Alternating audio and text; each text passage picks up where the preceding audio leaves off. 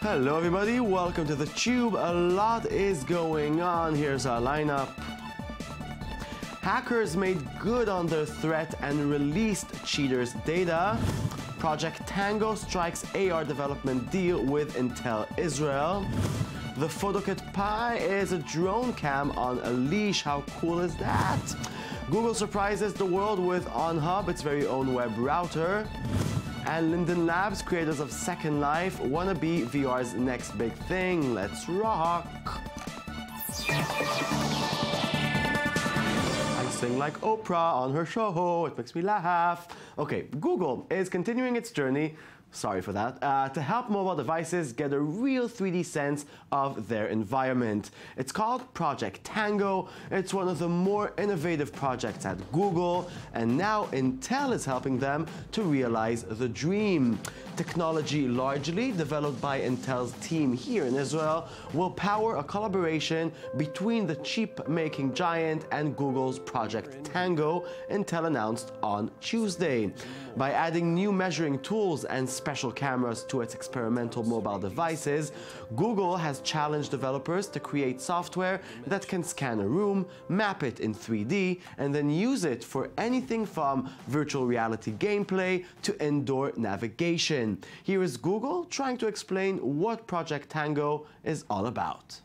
Project Tango is a journey that we've embarked upon over the past 18 months with universities, research labs, and industrial partners to build upon the last decade of research in computer vision and robotics, concentrating that technology into a very unique mobile device. When you're outdoors, you can use your cell phone and you can use GPS and find where you are and where you want to go. When you enter, the moment that you enter a building, GPS is not available anymore. So we need to create other ways for being able to find where we are. Project Tango is producing a solution to the visual navigation problem for how devices can stay localized in 3D space.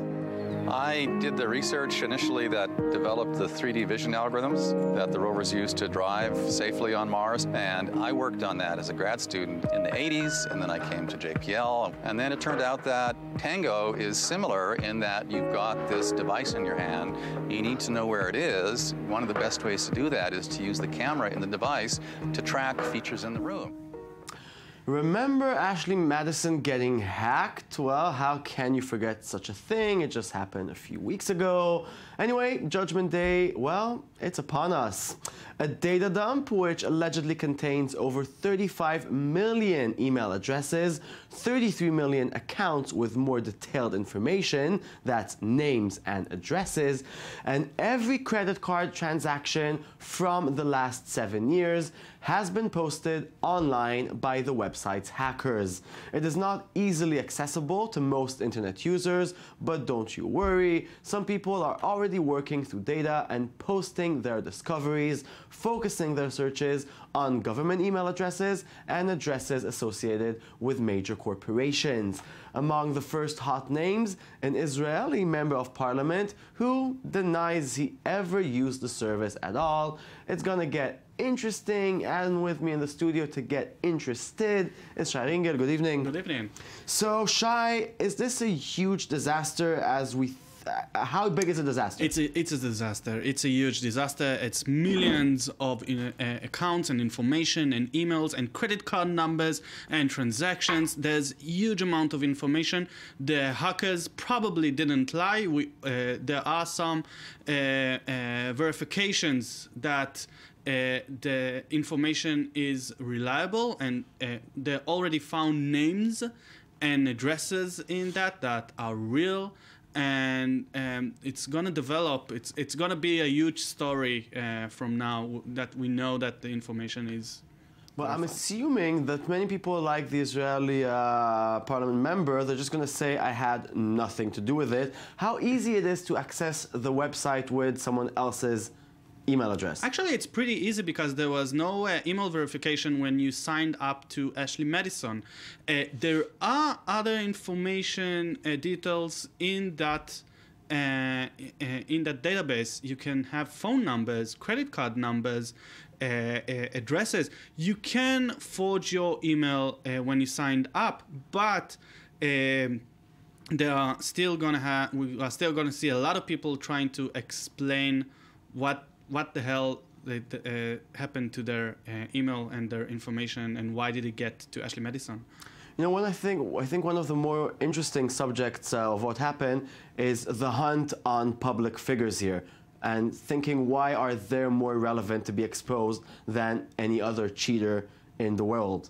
Look, there are a couple of stories inside when you think about this huge hack. There's the story of the people whose name is now public, and the fact that we are going to see more and more names come out. The database itself right now is not easily accessible, but it's very likely that in the future it will be very accessible. There are some geniuses out there that are working on an app that you can just search a name and get all the information. You know, people can do that. And the fact that you know, we're on the internet and we want to see a lot of scandals out of this. People want to see scandals. They want to see government officials and politicians who are lying and cheat. Actually, 15,000 of the addresses in the database are gov addresses, gov.com, which means that it's an official workplace of a government email. There were a lot of stupid people out there. Wow, and what is Ashley Madison's response to all the trouble? Very problematic. They released a statement that is ambiguous at best, saying that information and privacy is at the top of the priority, and someone is taking advantage of them, but they did not say if they're gonna confiscate the users. They probably lost their company, and it was a $100 million company. Yeah, do you think they should have closed it down when they just threatened them, the hackers? Yeah, they should have closed it down when from the beginning. A lot before the hacking began, but you know, Ashley Madison, you sign up to a site that says, I'm sorry, morality is not exactly my top priority. Your privacy may be, we now know it's not, but morality is not there. That's it. Well, is your name there? No. No. Thank you very much, Shai. Thank you. Okay, cheaters, let's move on. Now, more Google news. Routers have never been particularly exciting pieces of technology, but now, well, Google is trying to change exactly that. It announced that it's creating a router called OnHub. OnHub is supposed to be easy to set up and manage, have high performance, and be able to tie together smart home accessories. OnHub's key selling point really seems to be that it's easy to set up and painless to troubleshoot. It connects to iOS and Android phones through an app, which tells owners how many devices are connected to OnHub and what kind of speeds they're getting. Google says that the router's circular design should allow it to have better penetration throughout the home. Check it out, it's super slick.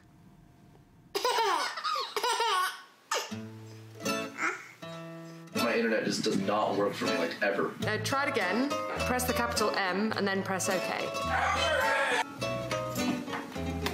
What happened? Are you on? No. Lowercase d, uppercase R.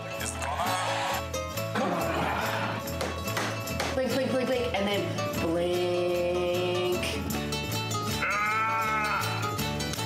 Help!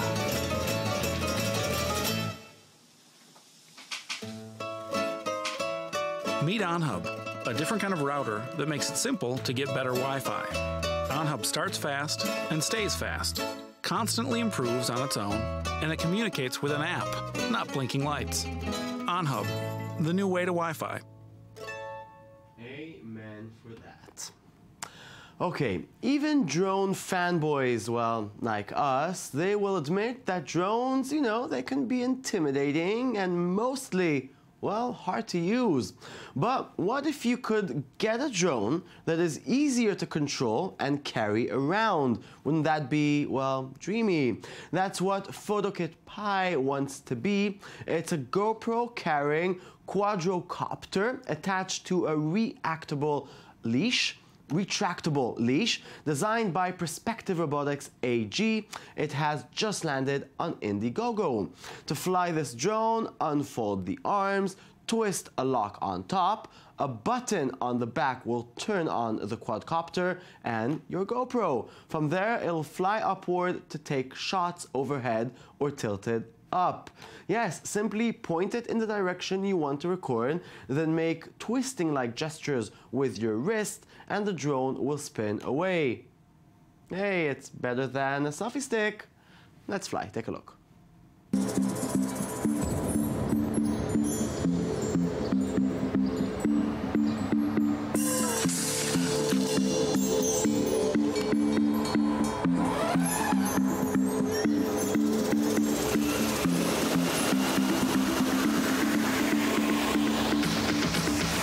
Hi, my name is Sergey. Welcome to the PhotoKite Lab.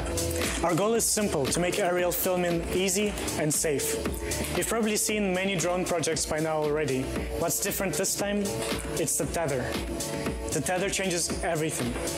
Unlike a conventional drone, there's no piloting, no smartphones, no joysticks, no GPS. This thing is just a no-frills aerial camera. To launch the PhotoKite, point it where you want it to go, give it a twist, and it will fly there like a kite. Well, I actually like kites, you know, that need wind and nature, and it's fun, not only technology. But, you know, it looks cool, good luck for them. Now, remember Second Life? You know, that game that was once a real virtual country with its own economy. People got addicted to it, spent their lives there, spent all of their savings on it. Well, get ready for a comeback. Second Life creator Linden Labs' virtual reality platform might be getting closer to actual reality.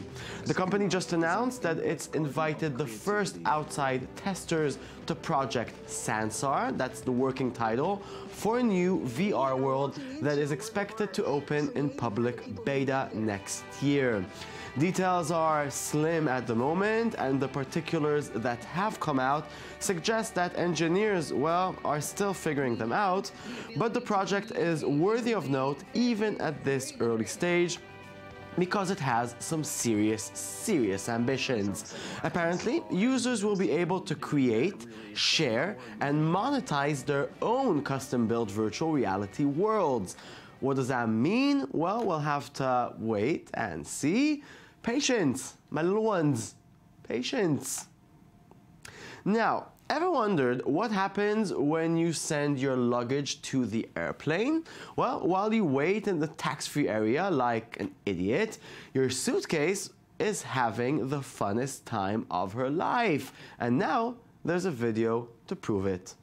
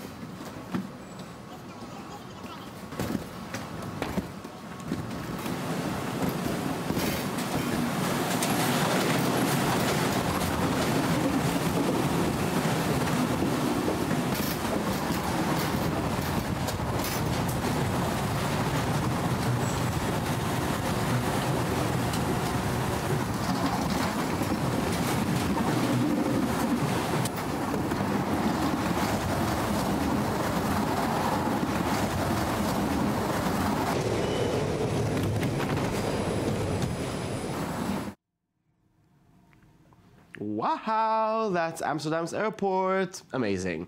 Okay, Boston Dynamics is now a world-renowned robot maker that is also a part of Google, or should we say Alphabet. Their most famous robot is Atlas, and in a recent lecture, the company revealed they are already letting him go into the wild to see how he can manage. It's very creepy. We've been also working on humanoid robots. Some of the ones that Gil showed from the DRC were built by us, and they're derived from these models we're showing here. But again, our focus is on balance and dynamics, and working a little bit the way people and animals do, where you move quickly in order to keep yourself stabilized if you're disturbed. So we use that rock bed as a means of stabilizing, and sometimes we just kick the robot or use a weight. We're interested in getting this robot out into the world. Out in the world is just a totally different challenge than in the lab. You can't predict what it's going to be like. This isn't completely out in the world because there's that power tether, but we're working. Oh dear, this is very, very scary. And on that note, thank you very much for watching. Show's over. We'll be back tomorrow with a brand new show of The Tube. Log on to our website, i24news.tv. That was me. This is you. Goodbye.